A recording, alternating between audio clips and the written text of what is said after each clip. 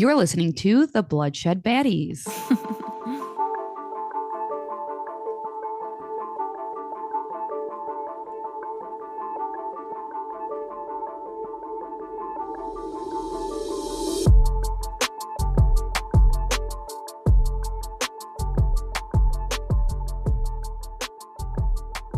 Hi, I'm Lex, And I'm Sam.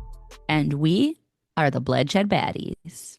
Ow, ow, ow. Hello, baddies. What up, what up? I hope everyone had a good week. When this comes out, Thanksgiving will have just passed. So thanks, baddies. We're Yes. thankful for you. We are thankful for all of our listeners and getting to do this with each other. Yeah, it's fun. So, what are your Thanksgiving plans, Lex? My boyfriend has some family in town. He's got his cousin and her husband who are from New York, and then his other cousin and his husband who live in Texas are all going to be in town. So we are Oh, going to get fun. together and have a meal. What That about sounds a you? lot of What are your fun. plans? We are actually going to my husband's friend's house, which are new friends. My husband is a man of the military. So he is in a new command. So it's his new command friends. So I should be meeting a lot of people, which will be nice and fun. And then my friends are coming over tomorrow and we're going to make some pierogies because everyone's like bringing a dish of their culture. Ooh, Yeah. that's So a that should be really fun fun one. too. Yeah, so I'm like really excited. It should be different. It should be fun. I'm excited. What is your favorite Thanksgiving dish? It's mom's stuffing. So it's mine too, and I'm making it this year for Dustin's family. It's the best. Although in the South they call it dressing if it's not stuffed inside the turkey. And I was like, dressing's what you put on a salad. I know. And They're like, then, stuffing is only stuffing if it's stuffed into the turkey to cook. Otherwise, it's I dressing. mean, And I was like, valid point that it is called stuffing, but can we think of a better name than dressing, please? yes. So good. What it's like the Yeah. cranberries. Don't you guys have cranberries in it? Yeah, and like apple slices. And we do Oh, mom does it. I do it in the crock pot. I think mom does too. So it's like kind of mushy oh, and so good. It's I gotta be love my it so fave. much. Yeah. I'm hungry. Hopefully, you all have a lot of leftovers and you're all just snacking on it, listening to this. Yeah. Yeah. I hope you've made a turkey sandwich. Sam, are you pro cranberry sauce or anti cranberry sauce? I think cranberry sauce goes so good with turkey, and Oh my people who gosh. sleep on it, they're missing I out. put it on everything. It's so good. It's just some My sweetness. turkey, my green bean casserole, my stuffing, my mac Just and pour it over the cheese. I whole don't know. plate. Yeah, just give me a whole bowl of fucking cranberry sauce. Just gobble it up. Gobble it up, get it? So lame. I didn't even mean it that way. Yeah, but I'm excited. I love Thanksgiving. I do too. It's my second favorite holiday. After Halloween. Yeah. Oh, and it comes right after Halloween. Hmm. Yay, yay, yay. Okay, are you ready to do this? I don't think I am because I think I know what the case is. You do know what the case is, and I know you are familiar with this case because we kind of followed along real time while it was happening. But I am going to do the case of Gabby Petito. Oh, I know we were both very like into it, looking at the details, obsessed with it. So I'm excited to see it back from not in like an in real life lens. Yeah, it was interesting to like grab the pieces I remembered, but then also like see it all together and see how quickly everything happened. I don't think I realized how quickly everything happened at the end. I'm not excited, but excited to hear it. So we're going to start by getting to know Gabby. Gabby Petito was born on March 19th, 1999 in Blue Point, New York, which like I knew she was young, but reading her birth year, I was like, "Oh my God, she was a baby." Literally, I thought that exact thing in my head. I was like, oh my God, she was so young. Hmm. Gabby's parents did get divorced when she was younger, and they both remarried, but all four of them were really close. They were still like Oh, a how really nice. close-knit family. Yeah. She was a big sister. She was actually the oldest of six. Wow. Yeah, I'm not sure if that was like, I'm guessing it's between the two Family. families, but I'm not sure. They didn't really say much other than that. She loved traveling, art, nature, movies, and music. She was friends with everyone, and people really gravitated towards her. She was funny and vibrant and free spirited. She graduated from high school in 2017, and she decided not to go to college right away. She wanted to explore the world and travel, and she also loved social media and wanted to use it to turn her adventures into a career. What's good for you, girl? Like, you know, you don't want to go there right away. You're like, I want to adventure a little bit, and you're doing it. I think that's awesome. I know, I wished I had the opportunity to do that. I like really commend her for being able to do that. It takes a strong person to go against the grain and say, I want to try it this way first. Yeah. And it seems like everybody was very supportive of her. And she actually did grow quite a big following with her adventures, which is really cool. That is. So, 2 years after graduation, in March of 2019, she reconnects with Brian Laundrie, who she went to high school with. I am not going to talk about Brian too much because he's a shitbag and I hate even having his name in my mouth. I Good. forgot how much I hate this man. But I did want to like just point out that Brian was like very much the opposite of Gabby. He was a loner and he didn't have many friends, and his social media was very different. While Gabby's posts were uplifting and positive, Brian posted a lot of really dark things, Ooh. including art that he had made. And it had like a lot of knives and blood and skeletons and stuff. Which, like, can be artistic, but now knowing this, that's very creepy. Yes. And I think it could be artistic if it wasn't also coupled along the other things he was posting, like how the government was brainwashing us and is evil. He also posted, so he was visiting Zion National Park and he posted that there was an infestation of humans ruining nature. So pretty aggressive posts. Like if you think that, there are other ways to maybe say, like, hey, It so sounded like he really hated the government and humans and just life in general. also very opposite of Gabby, which is surprising because it seems like Gabby wanted to use social media to bring the beautiful in nature to other people, where he's saying the other people are ruining it with the Yes. infestation. Was he Yes. older or younger? Did you we know? I think they're the same age. Okay. I didn't really look up his birthday or anything. I don't Because he really know for sure, sucks. but yeah, I just didn't want to. I didn't want to learn about him. Fair. Okay, so I can't find an exact date, but they started dating in March of 2019. And in the same year, Brian's parents were moving to Florida and Brian was going to move with them. So Gabby and Brian ended up moving in with his parents in Florida. I do know that this happened between March and October. So they started dating in March, and by October, we're living in Florida together, Which is a lot, especially with which is a lot. parents. Yeah. And she's from New York. So she moved from New York to Florida after only dating him for months, And I if know that. my situation is different because I have been dating Brendan for a very long time before I moved to Florida. However, it is an isolating experience until you meet your people. So you don't have any friends yet. You don't have your family down here. She is very isolated with just Brian and Brian's family, and that has to be challenging. Yes. In October of 2019, they take their first road trip together. And after the road trip, Gabby decides to go all in. She buys a van to renovate it so they can live the van life and travel together. Awesome. Reminds me of cousin Vinny. It does remind me of Cousin Vinny. I thought a lot about him in this. So, Cousin Vinny, who does our music for our podcast and who is also a great rapper, he also owns a van and travels a lot in it. And him and his brother has also biked across the country. He's just so cool and adventurous. And honestly, it's very reminding me of Gabby. Yes, and they post a lot of stuff about their travels, and it's just so interesting and uplifting. It's very similar. Also weird you're saying that because I'm wearing his Indigo sweatshirt right now. Look at you. Go Vinny. All right, go ahead. Sorry. Okay, so after 1 year and 4 months of dating in July of 2020, and remember, this is like the height of COVID, Oh, yeah. Gabby and Brian get engaged.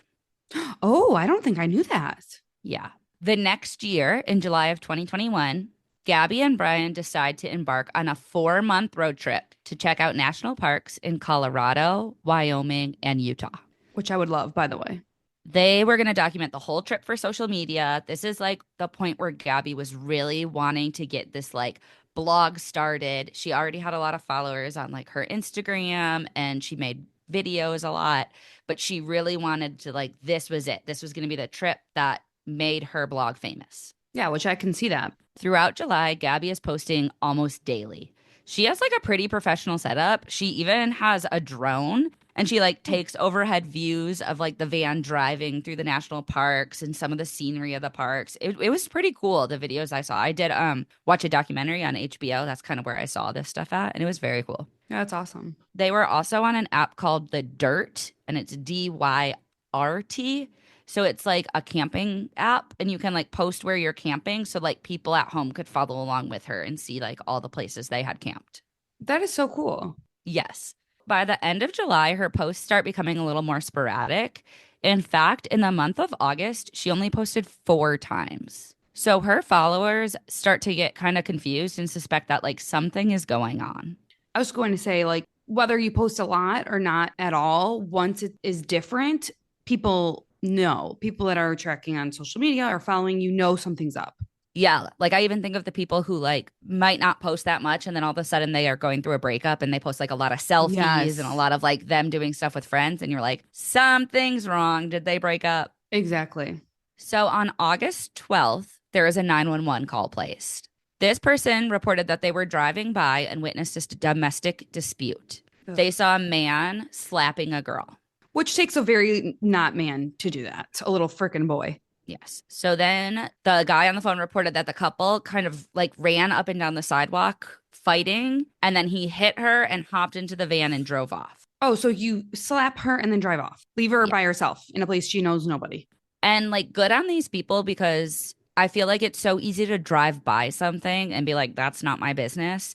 But they were just driving by, never like fully stopped and watched, and still contacted police and were like, something is wrong. Which is the best thing to do if you see a situation like that. You can't think, oh, other people might be calling. It's this is what I saw. No matter what, I'm calling and I'm making a report. So the police officers actually do a pretty good job and track the van down. Oh, wow. And it belongs to Gabby, and her and Brian are inside. Ugh. Now, I don't know if you remember the body cam footage Oh, of yes. this interaction. And I remember watching it when this case was kind of going on, but rewatching it now, it is very devastating and very disturbing. Oh, In the body cam footage, the police walk up to the car and Gabby is crying in the passenger seat. They ask her why, and she says that her and Brian were fighting. So they take Gabby out of the car and she's crying like a lot. She says she has OCD and she is cleaning up the van and was apologizing to Brian because she was being mean while cleaning up the van. And she's kind of like almost hyperventilating through all this.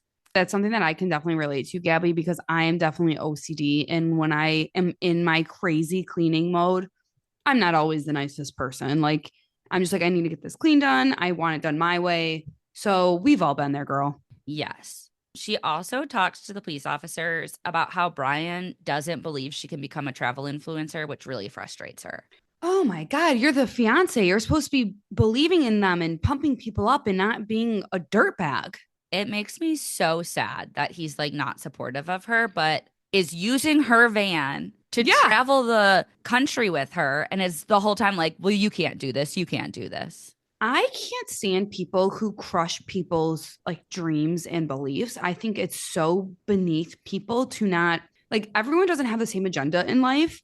If you want to do that, go for it. Believe in your dreams and do it, especially if it's a fiance or a spouse. You need to be the biggest cheerleader. That's kind of your job. Yeah. She also tells police that Brian wouldn't let her back into the van when he drove off because he said she needed to calm down first. Oh, classic. You need to calm down, Brian. You do. Oh my Yes. God. So then the officer point blank asks Gabby if she was hit. He says the 911 caller said that Brian hit you. Were you hit?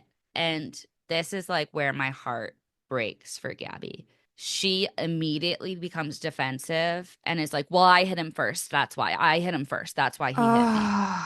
I have chills. She's being very protective of him and she's like really trying to blame herself in all of this. She's trying to take all of the blame off of Brian. Which is so Um, sad. they also see some marks on her. So they start asking about it.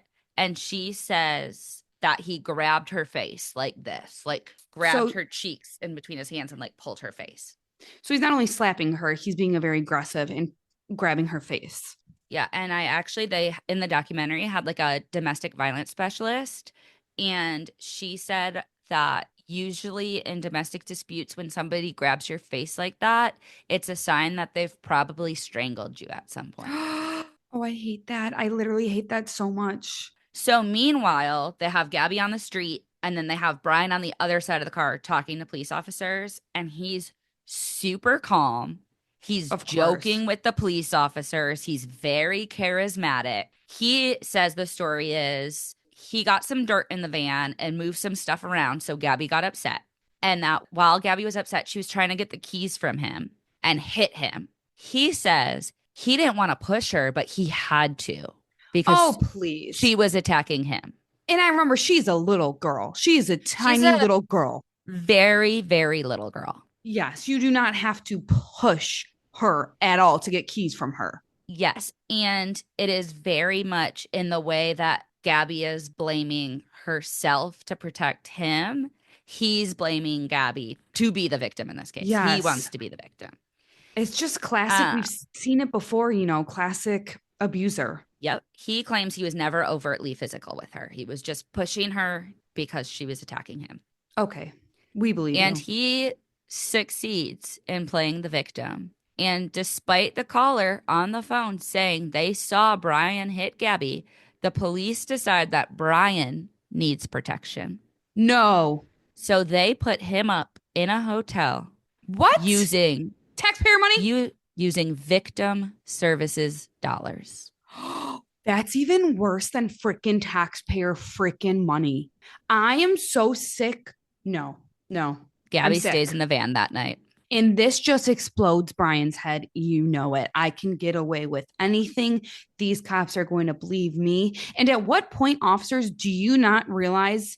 And I know there are officers out there that do and that are awesome with domestic violence situations and victims. But at what point do you not realize that these abusers, these narcissists, that's their MO, man, that they can play this, oh, I'm the victim and I can get along with you and everything. Like, at what point do you realize they're playing you? And that when you see a woman in that much distress who is trying to blame herself, that is one of the very first signs that she is a victim. And you have a witness. You have a witness. And Gabby did say he did hit me. I hit him first, but he hit me. So you have two people saying that this man hit this young little girl and you're going to give him the victim money.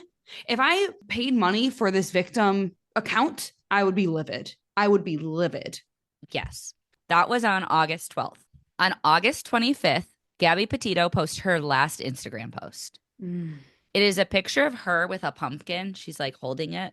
It's like a little pumpkin. I think it's like knit. I don't even think it's a real pumpkin. And the caption is Happy Halloween, which is kind of strange I was just going to because say. it's August. Gabby also talks to her mom on this day.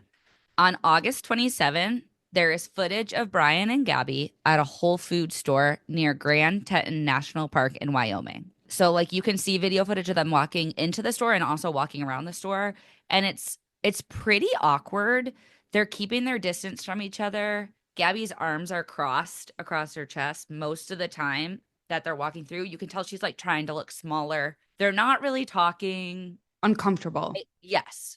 They end up walking out of Whole Foods without purchasing anything. which is also weird. There is like some speculation that they might have started running out of money at this point. Okay. And this next story kind of maybe confirms it. So that same day, there was a manager at a restaurant called the Merry Piglets. I want to go to the Merry Piglets. Are the It's piglets married or are they merry, like happy? Merry, Merry. So they're happy piglets. Oh, okay. Very cute. Yes. So it's a restaurant that's pretty close to the Whole Foods.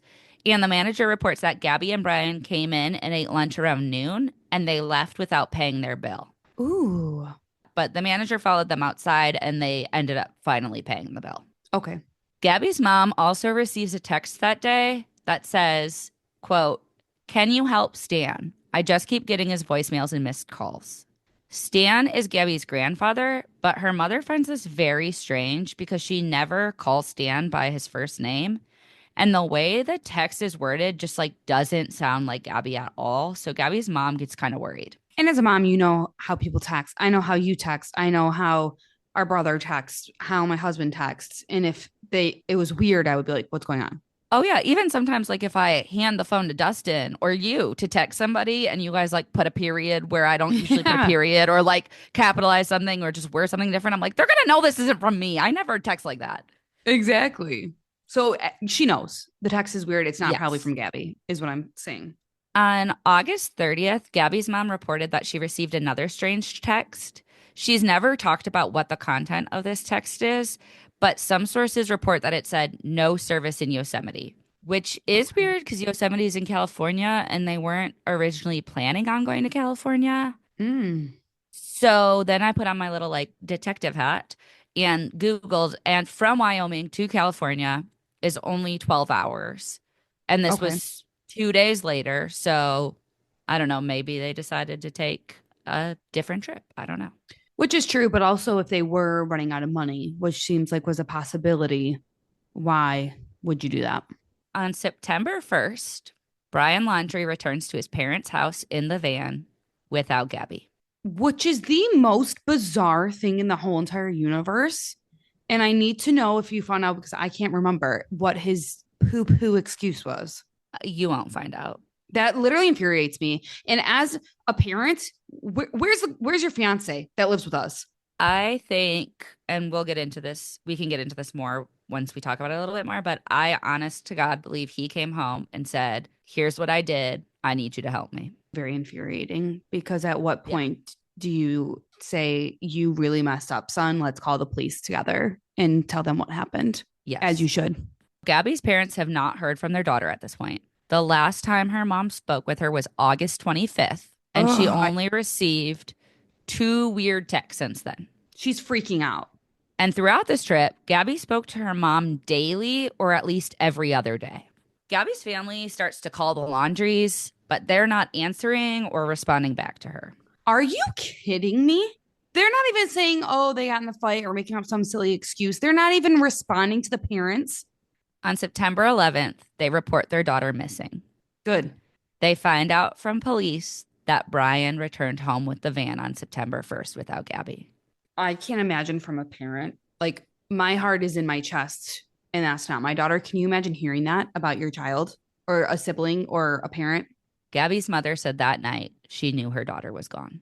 Oh, God. The Laundries lawyer up and refused to talk to the police. Of course they do. Of course they do. So that's why I said, like, we'll never know if he had an excuse because they literally never gave one. They just never talked to anyone. That They takes just, an evil person. I don't want to say too much. Like, I don't know that situation, but that takes an evil, evil, evil person. You can say that they were trying to protect their son all you want, but that's disgusting. yes. So on September 13th, 2 days after they report their daughter missing, Brian Laundrie leaves for a hike in the Carlton Reserve in Florida. He does not return. 2 days after. You said it was quick. I never realized it was that quick either. It gets so fast from here on out. I tried to like use days and dates, but it is like literally this next part of the story goes like boom, boom, boom, boom, boom, boom, boom, boom, boom. Oh my God. So he goes on a flipping hike when Yeah. So on September 13th, he goes for a hike and he does not return. 2 days later, he's named a person of interest in the case. why wasn't he named a person of interest right away when she was reported Well, missing? remember, she was reported missing September 11th. This is September 18th. Okay. Okay. So they just This had to is like, like you're right. less than a, they have to gather all the facts and You're you right. can't name a suspect like the day of. You have to gather all the You information. have to figure out what was going on. And he really did leave and it's I'm different sure they, states yeah, I'm sure they knew it, but before they could officially call him a person of interest, they had to have evidence to support that. more. That makes sense And then on September 18th, the search for Brian starts. because he's not back yet. No. The next day, there are remains found back in Wyoming near Grand Tetino, where Gabby was last seen. On September 29th, the FBI raid Brian's house. On About the time. 30th, the remains found in Grand Tetino are identified as Gabby's. On October 16th, the autopsy report reveals that Gabby's cause of death is strangulation. Like the person said. Hmm. So he just strangled her and then left her at the park because they found her at the park. We'll hear his side soon. Oh my God. I'm sick. 4 days later, Remains are found in the Carlton Reserve, and the next day they are confirmed to be Brian Laundrie's. He died by apparent suicide with a gunshot in the head. The police also confirmed that Brian was the one sending the weird text to Gabby's family to make it seem like she was alive. So she probably was killed on August 27th, which that video of them at the Whole Foods is probably the last video of Gabby Petito ever. So he killed her and then continued to text her family from her phone Pretending it was her. and then went home and mommy and daddy tried helping him cover it up. And then he went on a hike and allegedly shot himself. Allegedly shot himself, yes. They also find a notebook in which he confesses to killing Gabby in a letter to Gabby. What? So I'm going to read you a rough transcription of the 8 pages in the notebook as posted on News Channel 8, Sarasota County's website. It is kind of long, so bear with me. I'll take a lot of pauses so you can react appropriately. It's also not the truth at all, if you ask me. And it also made me gag like 100 times. Oh, great. I'm already like sick throughout this whole case because it was recent, because it's okay. Go ahead. So here it goes. Gabby, I wish I was right at your side. I wish I could be talking to you right now. Do you? I'd be going through every memory we made, getting even more excited for the future. I hate that line. I'm sorry, I'm already cutting you off, but getting excited for the future that you took away from her? What kind of note is this? But we lost our future. I can't live without you. Oh, God. I've lost every day we could have spent together, every holiday. I'll never get to play with, and then it's illegible, again. Never go hiking with TJ. I loved you more than anything. You love someone more than anybody and strangle them to death and leave them in a national park and then text as them? That's love? I can't bear to look at our photos, to recall great times, because it is why I cannot go on. When I close my eyes, I think of laughing on the roof of the van, falling asleep to the sight of, illegible, at the Crystal Geyser. I will always love you. Ew, don't. Don't. Just don't. If you were reading Gab's journal, looking at the photos from our life together, flipping through old cards, you wouldn't want to live a day without her. No one wanted to live a day without her except what? for fucking you. What? What is that line? You're the one who took her away from every freaking buddy. Knowing that every day you'll wake up without her, you wouldn't want to wake up. I'm sorry to everyone that this will affect. Gabby was the love of my life and adored by many. I'm so very sorry to her family because I love them. I'd consider her younger siblings my best of friends. I am sorry to my family. This is a shock to them as well as a terrible grief. That tells me you're right. He already told them. This is a shock to them and a terrible grief. Not this will be a shock to them. This is a shock to them and a terrible grief. They loved as much, if not more than me. A new daughter to my mother, an aunt to my nephews. Please do not make this harder for them. This occurred as an unexpected tragedy. Unexpected? You strangled her. You strangled her. And going back to what we were talking about with the Tara Grant case, it takes a long time to freaking strangle somebody. It takes a long time. You could have stopped the whole entire time you were doing it. That's not unexpected. Okay, so this is where he gets into his side of the story. Oh, God. Rushing back to our car, trying to cross the streams of illegible before it got too dark to see, too cold. I hear a splash and a scream. I could barely see. I couldn't find her for a moment. Shouted her name. I found her breathing heavily, gasping, illegible. She was freezing cold, illegible. The blazing hot national parks in Utah. So is he saying that it was an accident? Nah. He's saying she fell in the stream. Okay. The temperature had dropped to freezing and she was soaking wet. I carried her as far as I could from the stream toward the car, stumbling, exhausted in shock, when my illegible, and knew I couldn't safely carry her. I started a fire and spooned her as close to the heat. She was so thin, had already been freezing too long. I couldn't at the time realize that I should have started a fire first, but I wanted her out of the cold back to the car. From where I started the fire, I had no idea how far the car might be, only knew it was across the creek. When I pulled Gabby out of the water, she couldn't tell me what hurt. She had a small bump on her forehead that eventually got larger. Her feet hurt, her wrist hurt, but she was freezing, shaking violently. While carrying her, she continually made sounds of pain. Laying next to her, she said little, between violent shakes, gasping in pain, begging for an end to her pain. She would fall asleep, and I would shake her awake, fearing she shouldn't close her eyes if she had a concussion. Get out of here. Do you even believe this? Just wait. Oh God, I'm literally already freaking livid because first off, you know how far your car is, buddy. Oh, pal. Second off, you even said it yourself. She's a thin girl. Carry her to the darn car. Third off, I just don't believe it. But go ahead. I'm waiting now. She would wake in pain, start the whole painful cycle again, furious that I was the one waking her. She wouldn't let me try to cross the creek, thought like me that the fire would go out in her sleep and she'd freeze. I don't know the extent of Gabby's injuries, only that she was in extreme pain. I ended her life. I thought it was merciful. He is the biggest turd monster I think I've ever heard of in my whole entire life because now you're being the hero. You did it in a merciful way. You great man, you disgusting turd burglar. Are you flipping kidding me right now?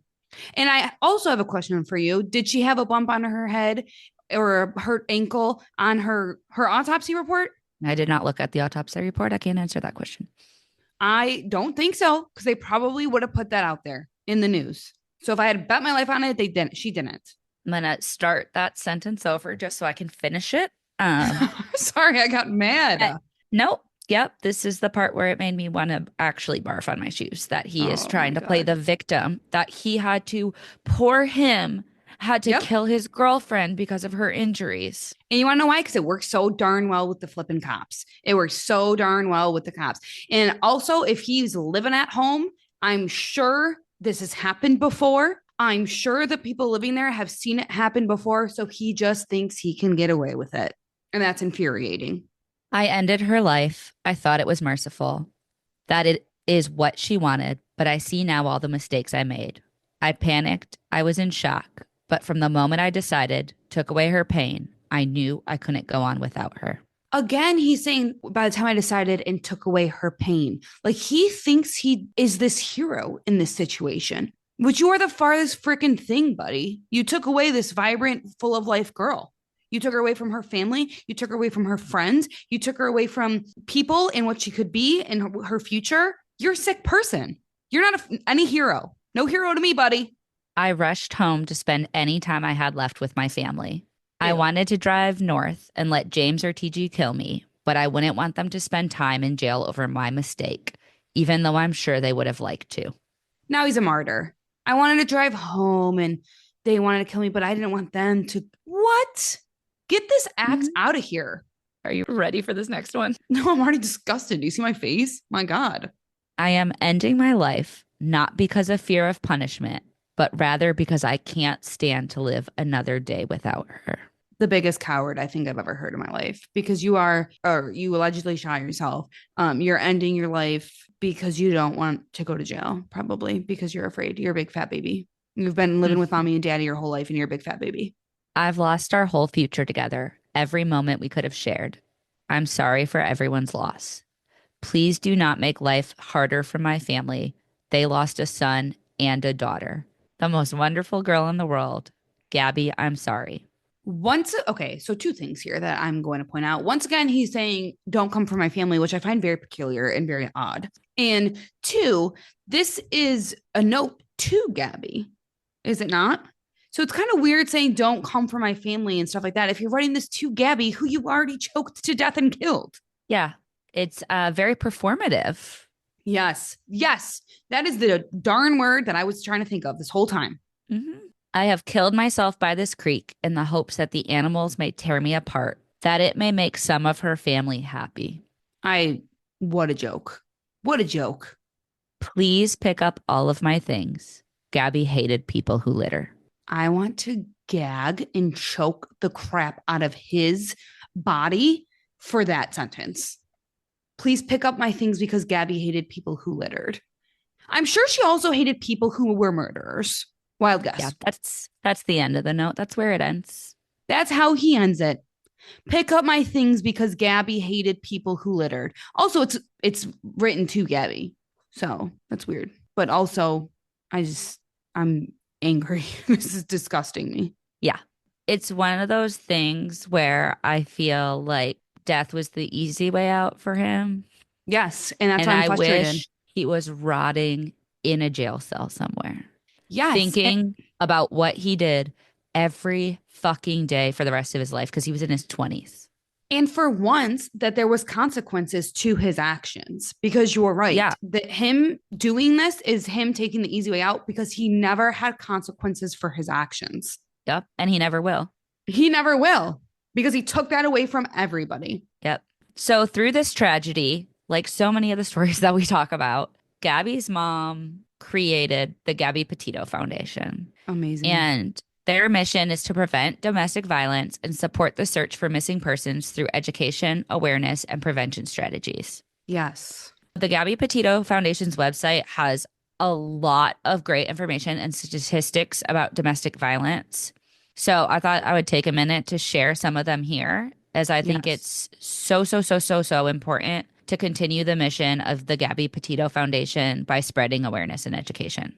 And also, I know I've said this before. I know you've said this before, I think, even on the podcast with the small episodes that we have. But for somebody to deal with such tragedy and then to have some little light of helping other people and having this foundation, I think is just incredible. So her mom is an amazing human.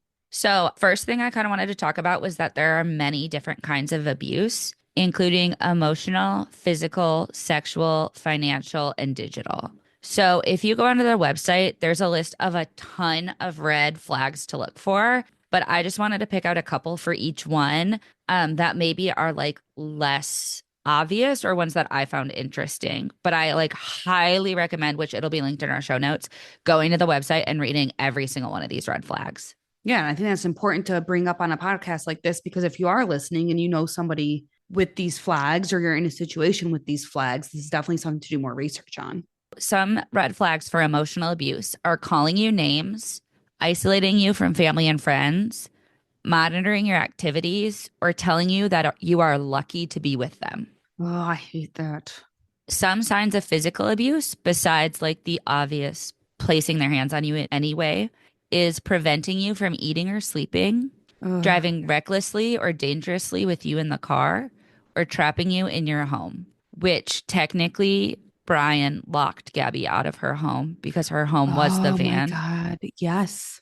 And Gabby paid for that van, not Brian. A Gabby owned thousand that van, percent. not Brian. What a little turd. He's such a turd.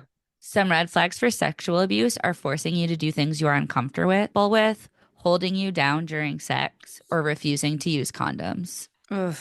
Signs of financial abuse are providing you an allowance, preventing you from working, or limiting the hours you work or what kind of job you can have. Signs of digital abuse are telling you who and who you cannot be friends with on social media, using social media to track your activities, and constantly texting you and making you feel that you cannot be away from your phone when you're away from them. I hate this. And if you're experiencing any of this, like you're not alone. This happens so often.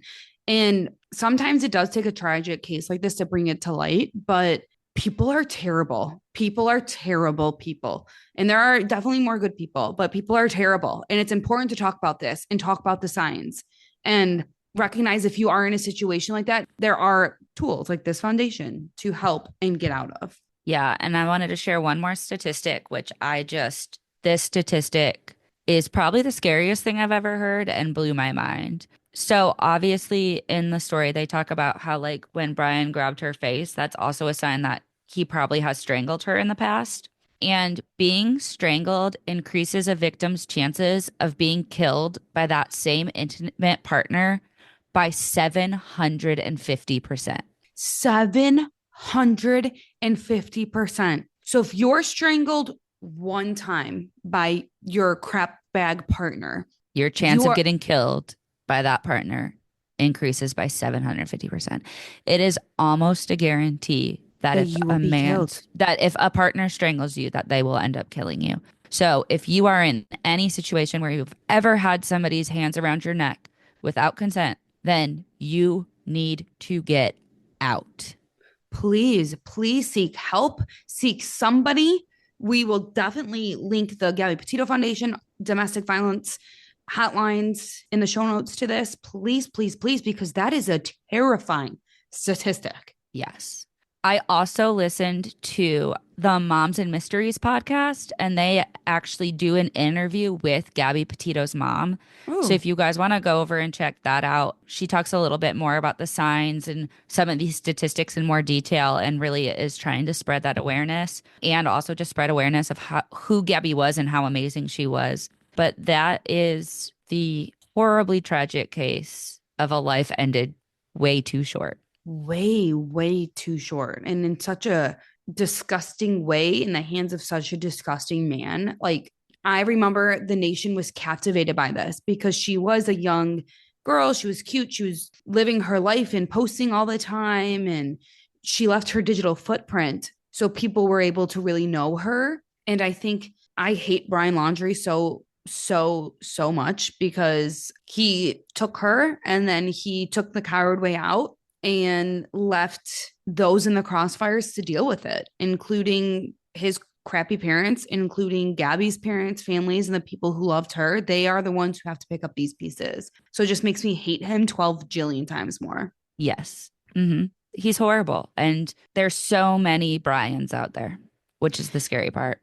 Which is scary because like after reading those statistics, it's a crazy case anyways. It's a tragic current scary case because oftentimes I feel like in our cases a lot lately, it's like spousals, it's in the house. It's oftentimes the husband, it's oftentimes the spouse, whatever. Just, I don't know. I don't know where I'm going with that. It's just scary. It's really scary because, like you said, reading the statistics, I'm sure we even think of situations or people who've gone through it, who've told stories about their situations and they were able to get out. It's just terrifying. And we know also how scary it is to be in a situation like that and to think that you are able to get out because you're so manipulated by this person. Like Brian even saying, "Oh, you'll never make it famous," wasn't a manipulation tactic that like she needed him. And Yep. like, Everything he did was subtle warning signs. yes, which is also why it's crazy. Besides the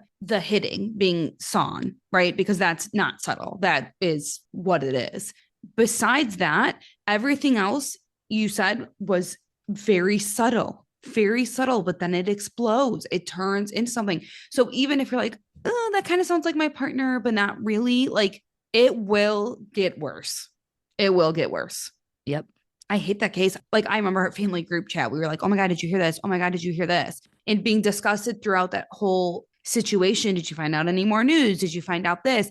And then it just brought back the feeling in tenfold because we knew how it ended. Like at least when we were in it, there was some hope that like maybe we'll find out what happened. Maybe we'll find her. Maybe she ran away because she was scared or something. And then now it was just knowing the ending beforehand is just so hopeless and so tragic. I can't say anything else besides it's just so tragic. I feel like I'm rambling. Yeah. It's a What tough did one. I know? Bringing the Yeah, mood down, Lex. I know. Gosh, Well, thank you guys all for sticking with us and listening. it was a hard one. Please, please, please go give us a follow on any of the podcast apps that you are on and also on Instagram at Bloodshed Baddies. And don't forget, we have an email where you can send us case suggestions or stories or anything you want. And that is bloodshedbaddies@gmail.com. We would love if you gave us a nice review or a rating. Press little 5 stars there. If you do have suggestions for us as well of things you think we could do it like improve, we love to hear it. We love constructive criticism. Send us an email. Don't forget, we brought him up earlier in the pod. Our intro music is made by Cousin Vinny. He is a great singer, rapper. He posts on all the music threads. Give him a listen. And also look for his pedaling Peleonis. See his journey biking through the states. And don't forget to tell a friend either. Word of mouth is working well for us right now. So keep telling people to listen to us and tune in next week for our next true crime case. Eek. And don't forget to read, I'm almost done, A Court of Mist and Fury. Woo woo. Yes, we're thinking Yeah, it's maybe, the end of the month. We'll probably talk yeah, about it in our next episode. yeah, maybe we'll do a little chatty chat about it. So get caught Yeah. up. Let us know if you want to hear like a little mini-sode about the book so that way we're not totally cramping up this space with book stuff. Yeah, we were thinking about maybe trying to do that, get that on. If that's something you'd be interested in, let us know for sure. But other than that, I think it's important that we talk about the case. It's good to get the word out there, good to end on the statistics, but I am happy that we are at the end. Now let's go eat some Yum, turkey. yum, yum, yum, yum. Bye, baddies. Love you, baddies. Bye. All right, let me stop the recording.